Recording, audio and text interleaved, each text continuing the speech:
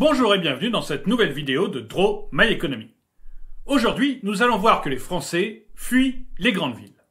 Daisy travaille dans une grande entreprise parisienne. Avant la crise du Covid, elle avait son petit train-train. Elle se levait tôt, prenait sa douche, un café et sortait.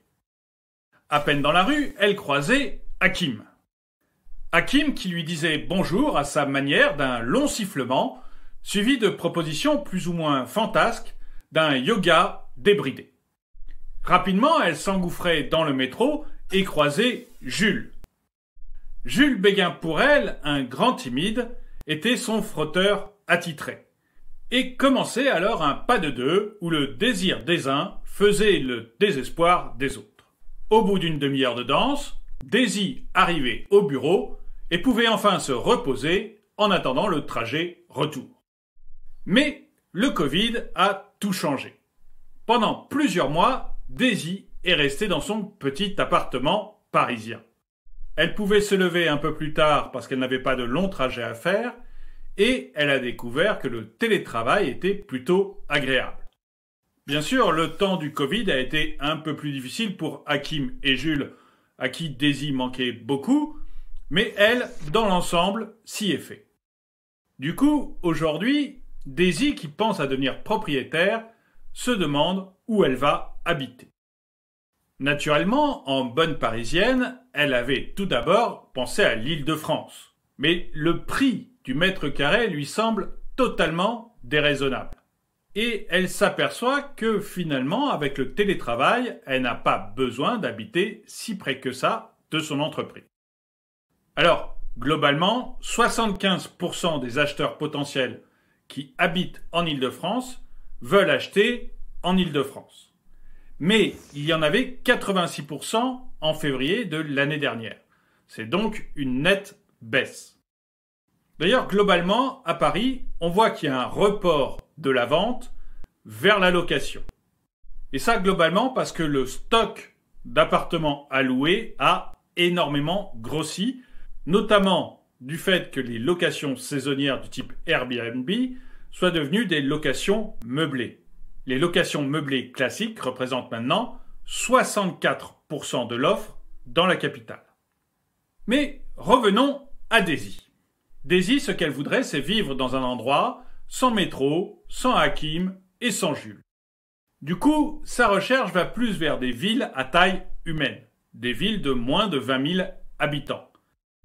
Et là, du coup, en France, les acheteurs sont de plus en plus comme Daisy. 48% des acheteurs recherchent maintenant de l'immobilier dans des villes de moins de 20 000 habitants. Et il n'était que 16% en mai de l'année dernière. Et 15% des acheteurs veulent même s'installer à la campagne, alors qu'il n'était que 4% en mai dernier.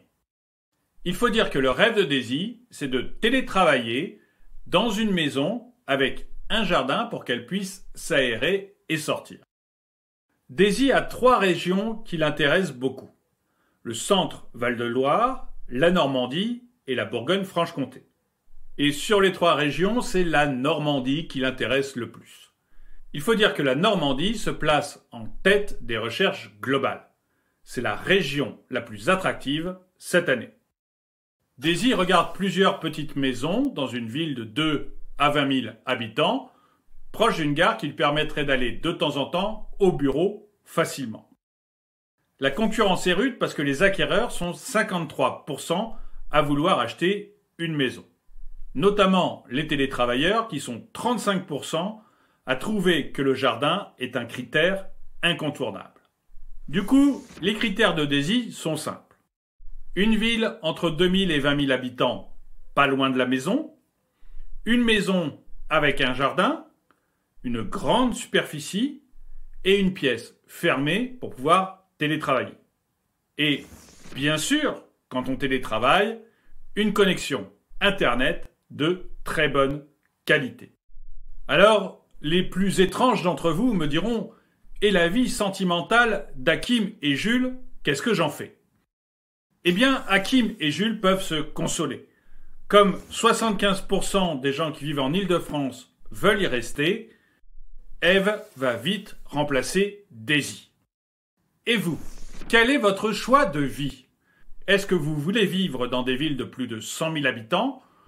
Ou pensez-vous que ces villes de 2 000 à 20 000 sont notre avenir, voire même les campagnes? Dites-le moi dans les commentaires. Et le proverbe du jour. Un proverbe de marin qui n'a rien à voir avec notre histoire et que j'ai appris bien malgré moi. Qui pisse contre le vent se rince les dents.